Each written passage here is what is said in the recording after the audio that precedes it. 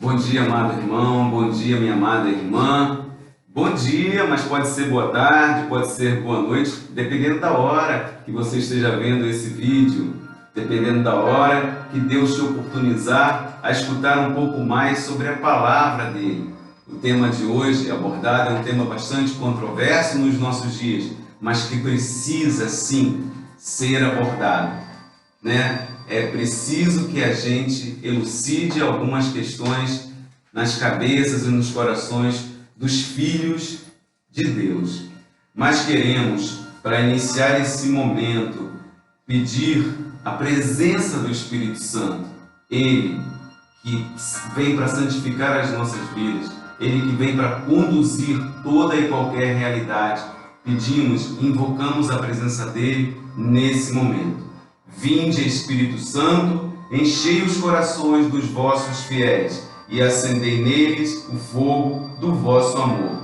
Enviai o Santo Espírito e tudo será criado e renovareis a face da terra. Oremos. Ó Deus, que instruíste os corações dos vossos fiéis com a luz do Espírito Santo, fazei que apreciemos retamente todas as coisas segundo o mesmo Espírito e gozemos de sua consolação por Cristo, Senhor nosso. Amém.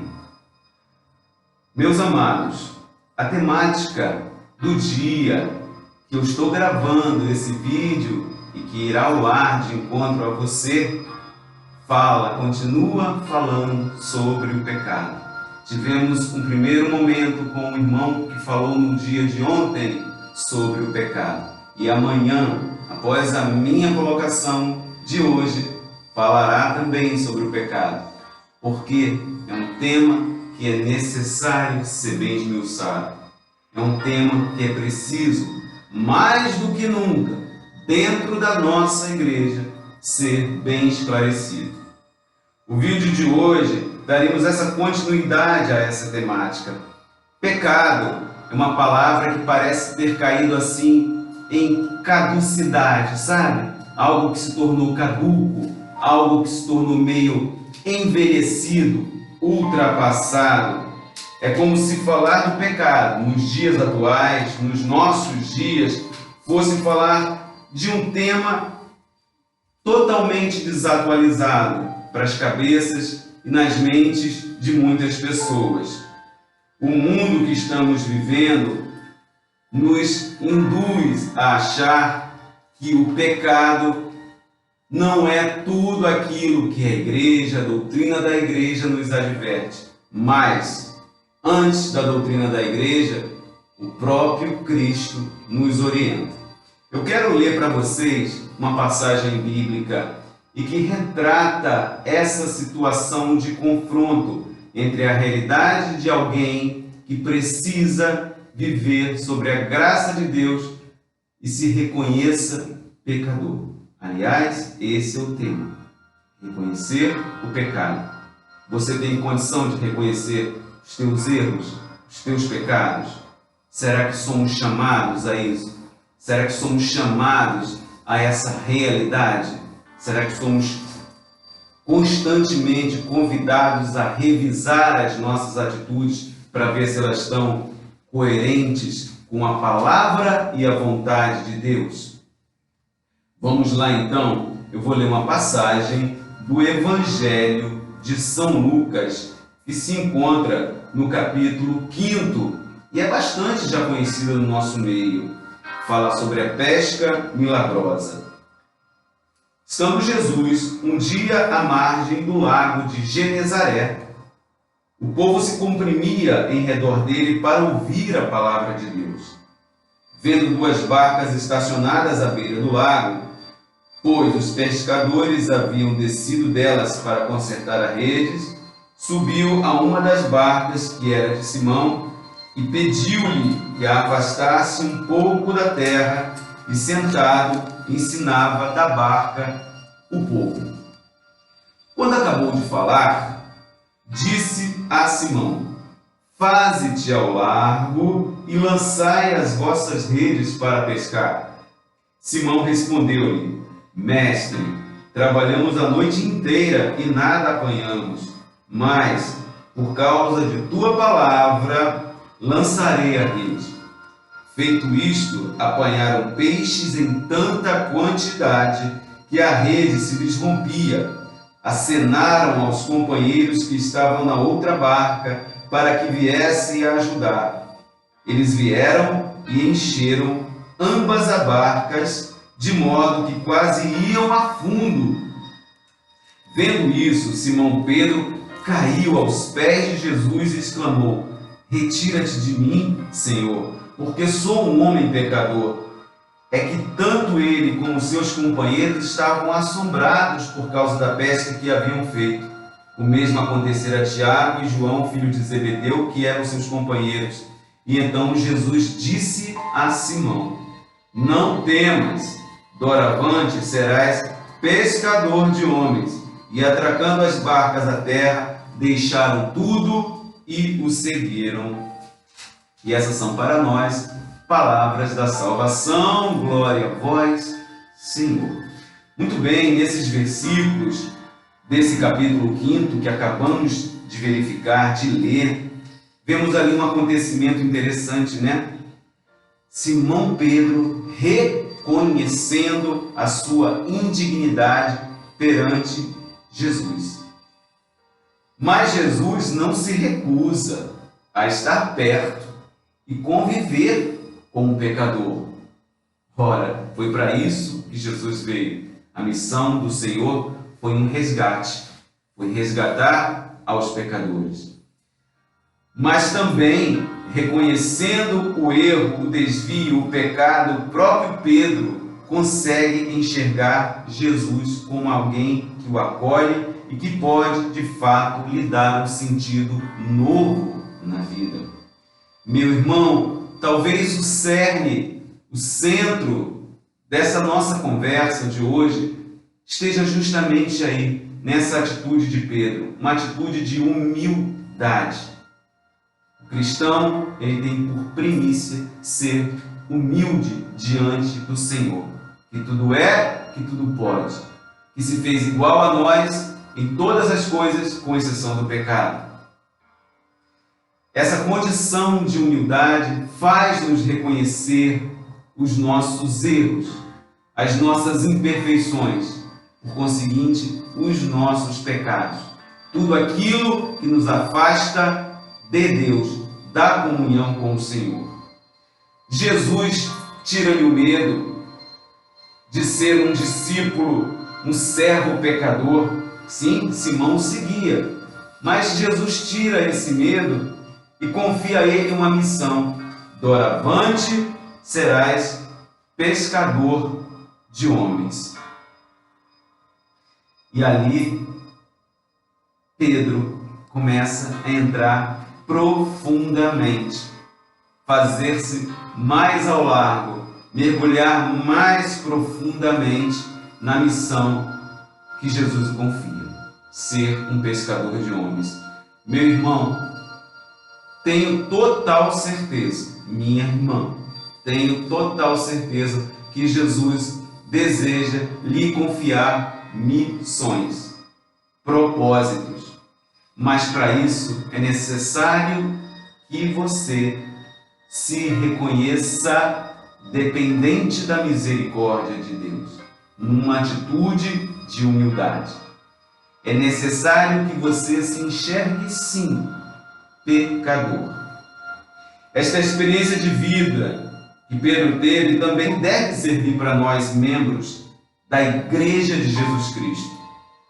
Porque temos tanta dificuldade, tanta resistência em reconhecer nossos pecados e confessar a necessidade que temos de conversão, e conversão diária. Não somos obras acabadas, somos uma obra em construção, e assim o seremos até o último dia de nossas vidas. A igreja, ela é santa em sua origem, porquanto ser oriunda de Deus, noiva do Senhor, mas ela é constantemente marcada e manchada pelos nossos pecados, pelos filhos dela. E é preciso, irmãos, que haja essa depuração pessoal e da igreja. o próprio João Paulo II, São João Paulo II, em 2005, naquela carta, né, naquela encíclica Ut Unicint, que todos sejam um, ele reconhece ali e pede perdão pelos pecados e erros dos filhos da igreja. Uma atitude de humildade tão mal compreendida, tão mal veiculada na época. Como se o Papa da época, João Paulo II, quisesse dizer que a nossa igreja é uma igreja que peca, é uma igreja que não tem santidade em si mesma. Não é nada disso. Não é isso que o Papa quis dizer nessa encíclica. Ele pede perdão por cada um dos filhos desta igreja que cometeram e cometem ao longo da história seus pecados e mancham o plano de salvação de Deus. Irmão, é muito grave se habituar a ocultar as verdades pecaminosas que carregamos. É muito grave ocultar uma verdade, ainda que ela seja dolorida, pois isto nos impede de entrarmos numa dinâmica de conversão e renovação. A nossa vida precisa ter essa dinâmica diante de Deus. Conversão e renovação. Impedir, ocultar verdades, colocá-la debaixo do tapete, não é salutar para a Igreja de Cristo, não é salutar para a nossa vida. Eu quero relembrar ainda uma seguinte situação retirada de um livro que eu tenho lido com bastante afinco, e uma das passagens fala justamente isso, de reconhecer o pecado. Irmãos, vejam como que de gota em gota nós vamos nos acostumando com aquilo que de fato não nos faz bem, mas muito pelo contrário, nos envenena. O primeiro passo, ou a primeira etapa de uma vida cristã coerente é reconhecer-se pecador. O mundo perdeu o sentido do pecado. Nós já ouvimos um pouco disso na palestra, na conversa que vocês viram anteriormente, aí no vídeo anterior ao meu. Hoje em dia o pecado é tratado de uma forma banalizada. É como se tratasse de uma coisa inocente, algo que não faz a menor diferença. Vem a ideia de que o pecado pode ser veiculado da forma mais transparente possível, porque isso até é legal, funciona, faz bem.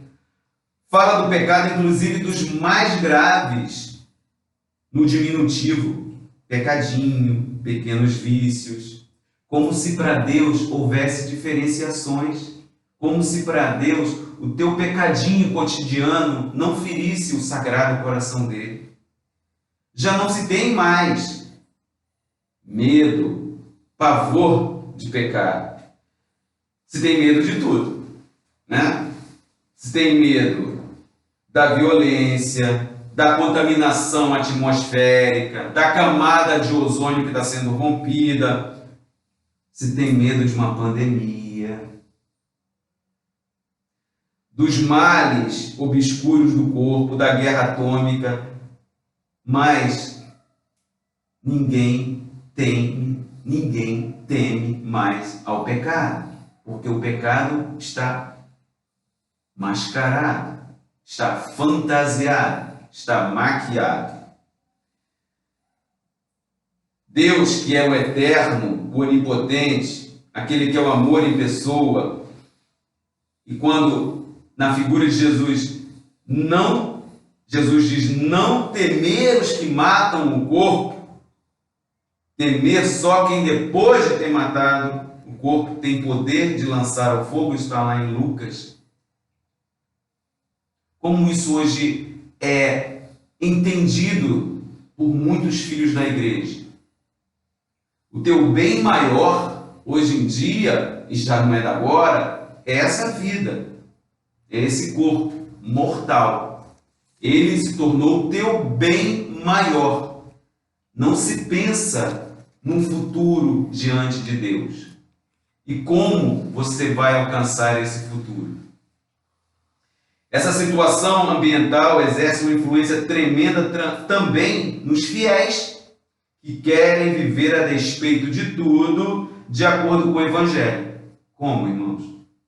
Ela produz neles um entorpecimento, uma quase paralisia de consciência, uma espécie de anestesia espiritual.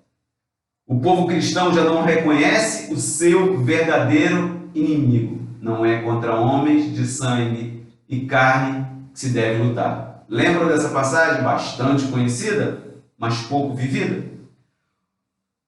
O amo que o mantém escravizado, que é o pecado, apenas porque se trata de uma escravidão dourada, não é falado. Muitos dos que falam do pecado têm dele uma ideia completamente imprópria. O pecado é despersonalizado, é projetado unicamente nas estruturas, os erros vêm da política, da empresa ou de um sistema político, mas não é identificado na pessoa, na ideia. O pecado com as ideias dos atuais próprias é como se fosse gerir uma realidade nova em você. E agora voltamos ao nosso tema, que é justamente o da nossa purificação. Né? Eu falava isso no início e pedi a graça do Espírito Santo sobre esse momento que eu falo com vocês e sobre cada um dos que me vem. É preciso que peçamos a presença vivificante e santificante do Espírito Santo em nossas vidas, para que ele promova em nós o reconhecimento do pecado. É através dele, tão somente dele, que você consegue reconhecer aquilo que é contrário à vontade de Deus para você. Eu queria finalizar só esse pedacinho aqui de conversa conosco, quando diz assim: o pecado, diz um, se encontra na direita, o pecado, diz outro, está na esquerda, mas também para o reino do pecado vale o que Cristo diz sobre isso.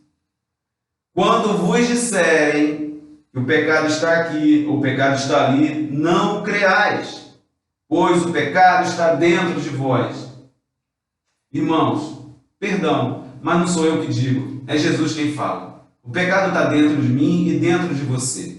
E é necessário que você reúna todas as forças diante de Deus para extirpá-lo da sua vida. Ele é um bloqueio que impossibilita que a graça de Deus atue de forma abundante na sua vida. Uma pesquisa sobre o que as pessoas pensam do pecado produziria resultados que provavelmente nos deixariam espantados. Mais do que em libertar-se de pecado, todo o esforço está concentrado hoje em libertar-se do remorso do pecado. Em vez de se lutar contra o pecado, combate-se a ideia do pecado. Você não luta contra o pecado, você combate a ideia de que ele existe. Faz-se o que em qualquer outro âmbito se considera o pior de tudo: negar o problema. Vive-se a negação do problema. Seria mais ou menos assim, abandonar e enterrar o mal no inconsciente em lugar de extirpá-lo. É como quem crê que se eliminar a ideia de morte, você não vai morrer. Ou como quem se preocupa em eliminar a febre sem cuidar da enfermidade, sabendo que a febre é um sinal de que algo não vai bem na sua vida, no seu organismo. São João dizia que se afirmarmos estar sem pecado, enganamos-nos a nós mesmos e nos tornamos diante de Deus um mentiroso. Pois Deus de fato diz o contrário, afirma que temos pecado. E a Escritura diz que Cristo morreu por nossos pecados, como está em 1 Coríntios 15:3. Tira-se o pecado do nosso meio e torna-se vã a própria redenção de Cristo, destruindo o significado da morte redentora de Jesus Cristo. Cristo, então, teria morrido, fez um ato talvez louco, né? Irmãos, termino essa nossa colocação de hoje, pedindo que essa graça santificante do Espírito Santo inunde a sua vida e a sua alma, para que você se reconheça dependente da graça de Deus. Eu queria terminar esse momento fazendo um lembrete a vocês sobre o nosso retiro espiritual. Alguns avisos, né? Inscrevam-se no canal do YouTube da Comunidade Magnífica, para que vocês possam receber notificações. Façam os comentários que vocês acharem necessários, pedidos de oração, dúvidas, e divulguem esse canal. Não é a nossa promoção, mas é sim a promoção do reino de Deus. Queremos e desejamos que o reino de Deus flua através também deste canal. Louvado seja nosso Senhor Jesus Cristo, para sempre seja louvado. Um excelente dia, uma excelente semana. Deus te abençoe. Amém.